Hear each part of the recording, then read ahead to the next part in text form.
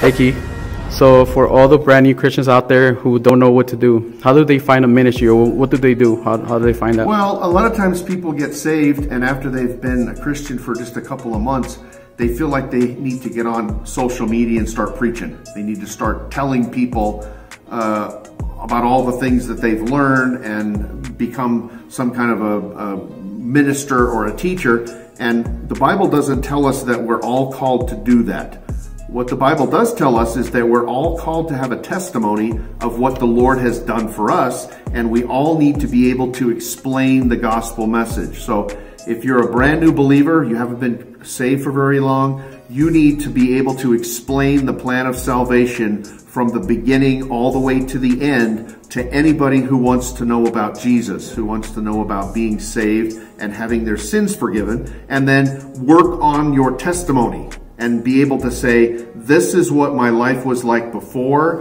and this is what Jesus did for me when I gave my heart and life to Him, and He came in and He cleansed my heart and He changed my mind and He freed me from my addictions, and now I'm not the same person as I was before. That's the two things that the Bible says every believer needs to be able to do. Have a great testimony of what the Lord has done, and be able to explain how someone else can have that same event in their life, how they can come to the Lord, let them know that they're a sinner and that there needs to be something done in their life, and that Jesus is the only way to have that ability or that relationship with the Father. And so everybody's called to do that. Not everybody's called to be on Instagram or Twitter or Facebook preaching, especially when they don't know what they're talking about, because there are literally thousands of people who are giving bad biblical advice because they don't know what they're talking about, and they're making it more difficult for other baby Christians instead of just focusing on what the gospel message is and making sure they know it.